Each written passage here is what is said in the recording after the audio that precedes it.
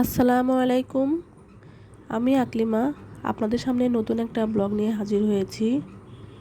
আশা করছি আপনারা সবাই ভালো আছেন। আলহামদুলিল্লাহ আমরাও সবাই ভালো আছি। শেষ পর্যন্ত আমার ভিডিওটি দেখার জন্য সবাইকে অনুরোধ রইল। আজ সকাল থেকে ভিডিওটি শুরু করেছি। সকালে উঠে কিছু হালকা পাতলা খাওয়া দাওয়া করে নিয়েছি। তারপরে এই যে একটু রান্না চড়িয়ে দিচ্ছি। এখানে করছি ছোট মাছ চচ্চড়ি, আলু পেঁয়াজ দিয়ে হাতে মাখিয়ে এটা রান্না করব। যে কাকসি মাছ বলে এগুলাকে। আর পাশে আছে আলু আর পটল দিয়ে একটা ভাজি করব। এখন বেশি কিছু করব না, হালকা পাতলা একটু রান্না করে খাওয়া দাওয়া করে আমরা একটু আজকে বের হব। আপনাদের ভাইয়ের সাথে আজকে একটু শহরে যাওয়ার কথা আছে। আসলে ওর সাথে কোথাও বেরোতে যাওয়ার কথা শুনলে আমার তো ভীষণ ভালো লাগে। আমি খুব এক্সাইটেড থাকি, কারণ ও সবসময় অনেক ব্যস্ত থাকে, বাইরে বের হওয়া খুব কমই হয়। আর আমরা গেলেও ওর সাথে একটু কম যাওয়া হয়। আমি আমার ননদ বাচ্চাদের সাথে নিয়ে যাওয়া হয়, শুধু টাকাটাই দিয়ে দেয় আর কি। তো আজ হঠাৎ একটু সময় করতে পেরেছে, তো কাউকে নিব না, আমি আর আপনার ভাইয়াই যাব একটু শহরে কিছু টুকিটাকি কেনাকাটা করতে। তো যাই হোক, এই যে রান্নাটা চুলায় দিয়ে দিয়েছি। রান্নাটা শেষ হলেই আমরা যাব। আচ্ছা, এই যে আমি একটা কড়াইয়ে দেখেন রান্না করছি, কড়াইয়ের বালা ভেঙে গেছে আর কি, উঠে গেছে। পরবর্তীতে আমি একটা বালা লাগিয়ে নিয়েছি। আপনারা আমার কড়াইটা দেখে হাসাহাসি করবেন না প্লিজ, কারণ আসলে মেয়েরা এরকমই, কোনো কিছু না ফেলতে চায় না। আমি তো এরকমই আসলে। কড়াইটা ব্যবহার করতে করতে একটা মায়া ধরে গিয়েছে। আর কড়াইটা কিন্তু এমনিতে অনেক সুন্দর, কিন্তু যখন কিনেছিলাম তখন থেকেই ফার্স্টের থেকেই একটা বালা নড়া ছিল। আর এই কড়াইটা আমার অনেক দিন আগের, বলতে পারেন আমি যখন লেখাপড়া করতাম, মেসে থাকতাম, তখন থেকেই আমার এই কড়াইটা ব্যবহার করা। তো যাই হোক, পরবর্তীতে বিয়ে হওয়ার পর যখন বাসায় এসেছি তখনও কড়াইটা সঙ্গেই নিয়ে আসছিলাম আর কি। তো এর প্রতি একটা মায়া পড়ে গেছে, যার কারণে ফেলতে ইচ্ছা করে না। আমার আরও কড়াই আছে, কিন্তু এটাতে বেশি রান্না করা হয়। আর ওই কড়াইগুলো নতুন, একটা কড়াই আছে তো অনেক নতুন, সেটাতে একটু কম ব্যবহার করি, রান্না করি কম। এই কড়াই একটু বেশি রান্না করি।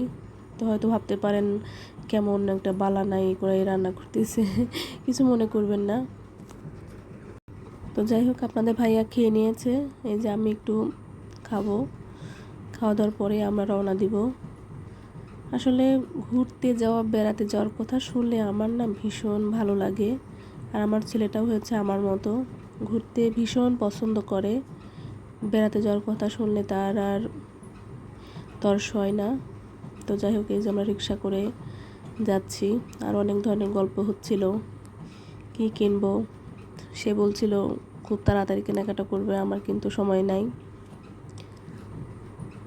ও সবসময় দৌড়ের উপর থাকে। এই তো আমরা শহরের দিকেই যাচ্ছি।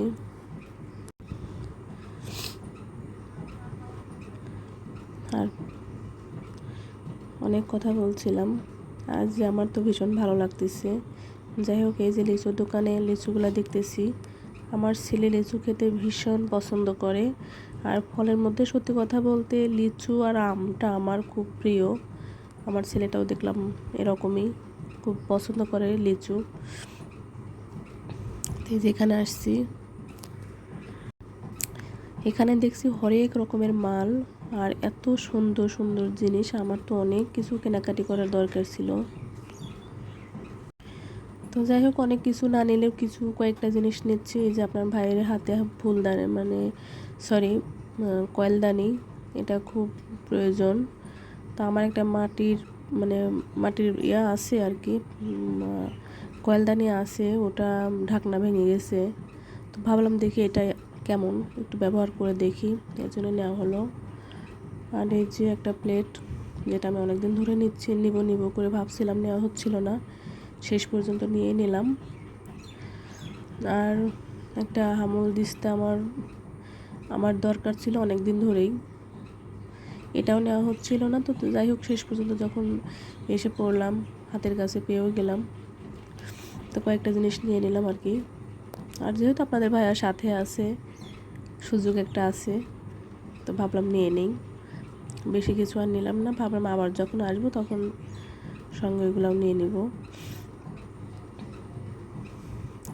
আসলে মেয়েরা এরকমই, সংসারের জিনিস নিজের জন্য কোনো কিছু না কিনলেও চোখে যদি সংসারের কোনো জিনিস পড়ে, আসলে এগুলা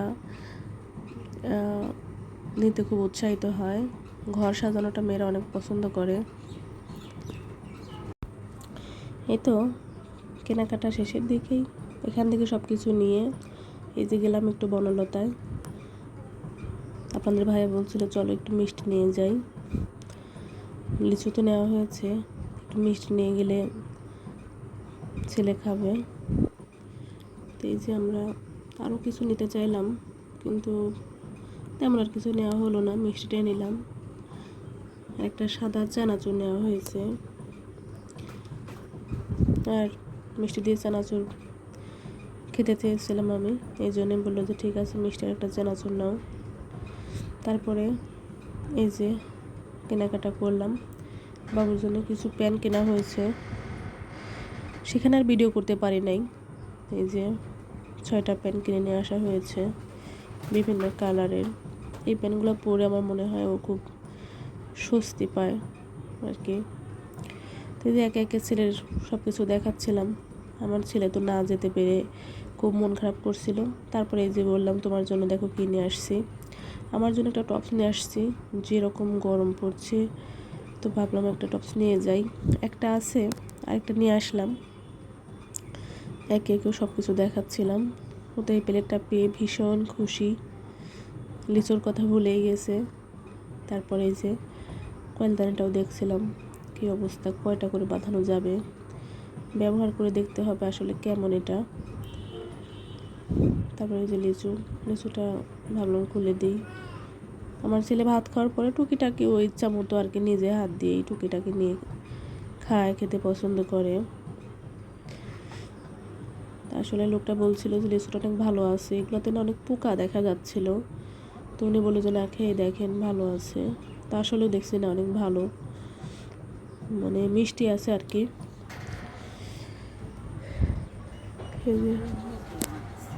আমন্ড দিস্তাটা আমার খুব প্রয়োজন ছিল, অনেকদিন ধরেই কিনবো করে ভাবছিলাম, আসলে কেনাই হচ্ছিল না। যাক শেষ পর্যন্ত কেনা হলো।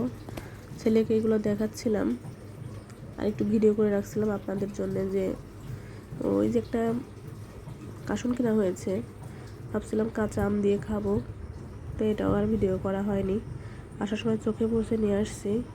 তারপরে এই যে মা ছেলে বসে গেছি মিষ্টি দিয়ে চানাচুর খেতে।